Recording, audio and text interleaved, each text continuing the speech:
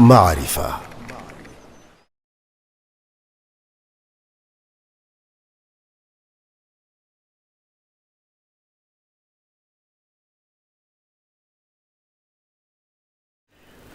My own background and experience that you have raised, you know that I come originally from Afghanistan. I was born in a village in an eastern province of Afghanistan in Nangarhar, not far from Jalalabad and also from Torkham, bordering on Pakistan.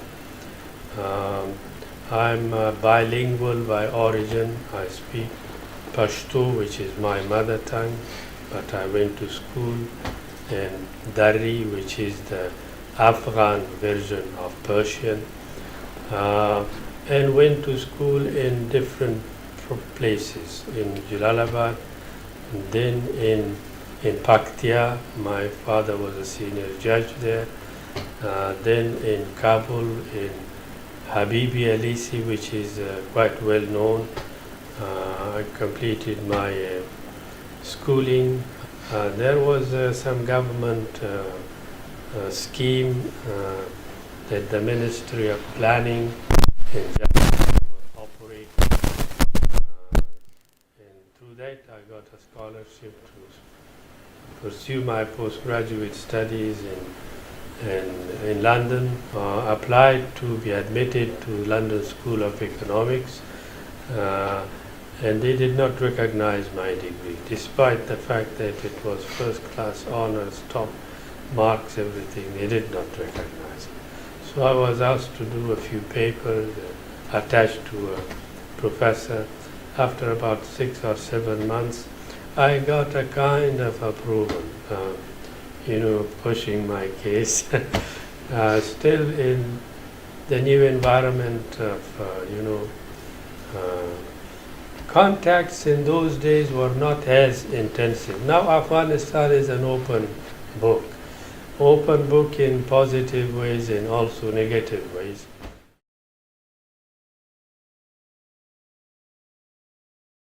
It is what we are experiencing, the global financial crisis, is a crisis of capitalism. Liberal capitalism, crony capitalism, they have different versions. But over the years, I think the tail end of it, I also touched on the subprime mortgage crisis in the US. What happened that the property prices were rising over the years. Each time there was a marginal rise in the price of property, they refinanced. So much so that the same property is refinanced 3 or 4 times, layers after layers of financialization, to the extent that the property was under burden of debt. And they did the greed of making more money to the extent that they didn't look at the ability for repayment.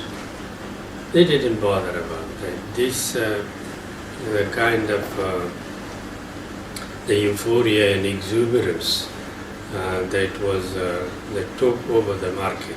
The capitalists and bankers and fund managers, they were only too happy. Financialization overburdened the real economy. And this became not just later and a development it's been a consistent development over decades. By the time of the subprime crisis, from the writings that you might have seen and I have seen, that the distance between the real economy and the financialization of the economy was grown 600 times. That the amount of debt that was generated was 600 times the amount of the real assets. And this is the question. This is the question. the bubbles exploded.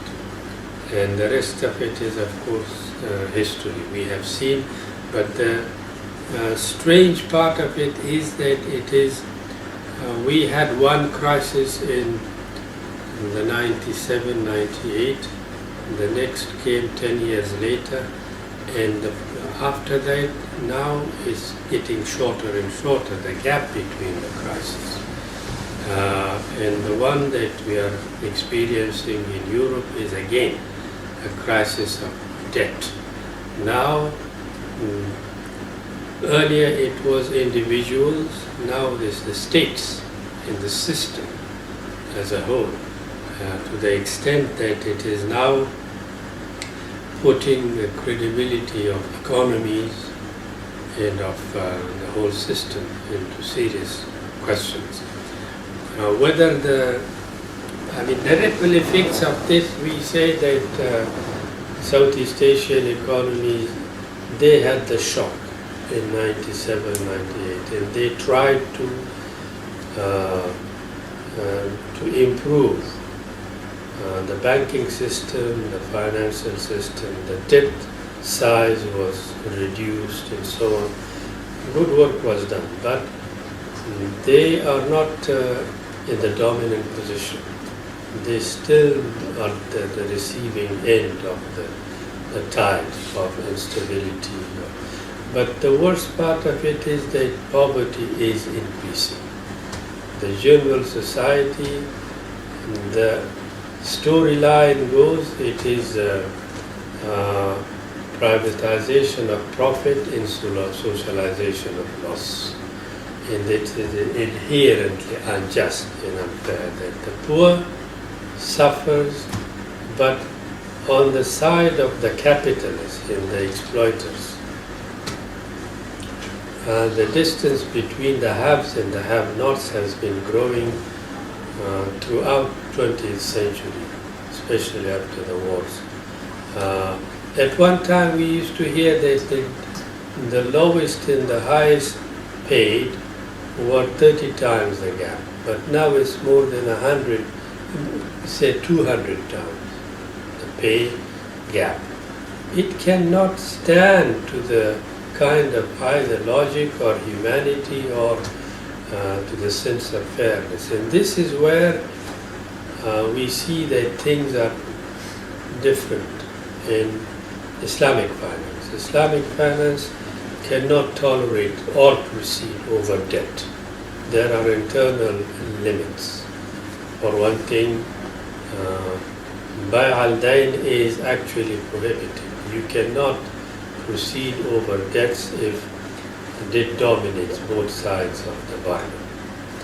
Debt is acceptable if it proceeds over real assets and services, but only if it is on one side of the bargain. Like salam, like Bay' Saman Ajil, like the ordinary sale, either the price can be delayed to a later date and it becomes a debt, or the subject matter, delivery of the subject. But you cannot postpone both in form of debt payable in future, because it would amount to gharar, uncertainty and risk-taking. And this is what exactly it is, the element that you find in capitalist economy. The risk-taking unlimited, debt generation unlimited. The poor is downtrodden. The capitalist is exploited. And this is the philosophy again of the prohibition of riba. Riba is exploitation. The poor is at a losing end. The capital owner is in a strong position, and you put the basic movers of deprivation and disparity when you start by imposing you borrow at a certain amount of interest. You don't know what happens in 3 years, 4 years time. The person loses his job, or make big losses, or some climatic agricultural calamities, or life is unpredictable in terms of the kind of risk-taking that is involved in trading, in finance. And these are the lessons that we can learn from Islamic approach to finance, to banking, to the basic principle in these contracts that you have, like musharaka, mudaraba, babisaman ajil, murabaha, salam, etc., is that they all proceed over the real economy, and that is not financialization doesn't have much place. Money itself cannot be as a commodity. It's a capitalist economy. This is another aspect. That money is, there is so much financial instability because money has become a commodity, and the interest rates changing. And when the unit of value is subject to so much instability, then the rest of it would be affected in the same way. This is the story of banking interest that has become exploitative. The base lending is 2%, the bank lending is 7%, 5% margin.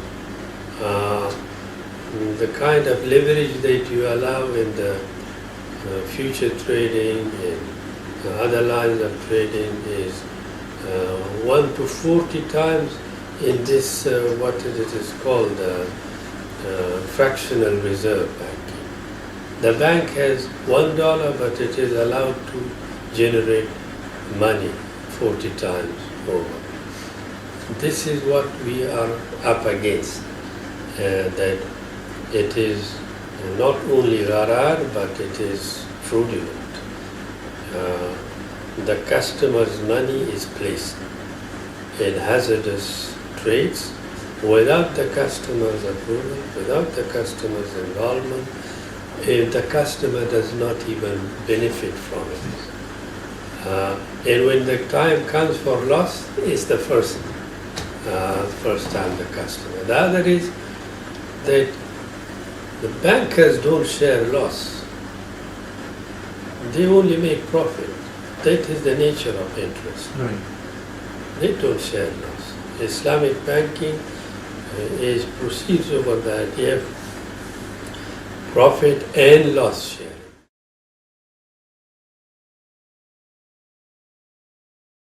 That is the way to go about. One is the integrity of the concepts, also the rationale and the purpose. Yes. That is one thing. The other is some of the internal details, like microfinancing is one way that you can help the poor. Poverty is a real problem in the Muslim world. And some success stories that we had in Bangladesh, the Grameen Bank was a good example.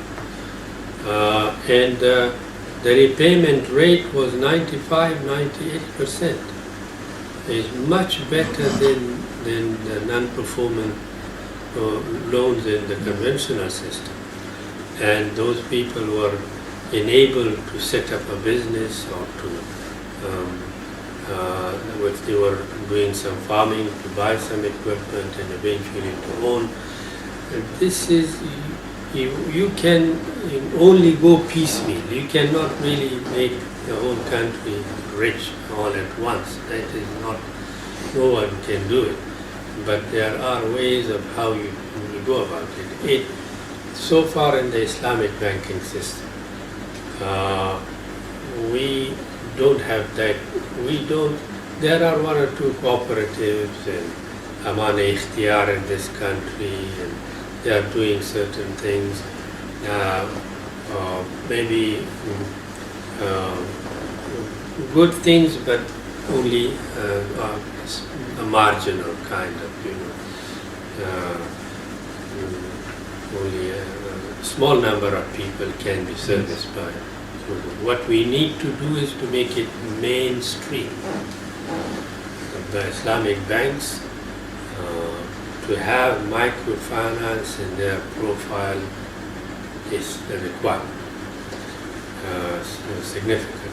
The other thing is that for giving of credit, whatever terms you have, that you reduce these collaterals. There is so much demand for collaterals that you, in the end story is that you only deal with the affluent. Persons who don't have collateral, they are unable to borrow money to set up a business, to start something. Then you have the schemes that help the poor, like the zakat, for example. Zakat is not integrated into the banking system. They say we don't have to pay zakat. In Malaysia, only one or two institutions they pay zakat, but they should be. Why don't they pay it? I say to them, zakat is the government of Malaysia is tax deducted. So it makes good sense that you say to your customers, if you deal with us, you open account with us, we pay zakat at source here. You're welcome to do it. If you don't, then go somewhere else. This is what Tabung Haji does, maybe Bank Islam accounts also like that. Muslims actually prefer to have that. There is a kind of appeal to that, but we have not integrated that into our system, not even in Islam. We should implement the zakat. And the writing is, if we were to be effective in the administration of zakat, it can go a long way. There are some articles and writings that poverty eradication should be an engagement, not just of banking but of governments. معرفة.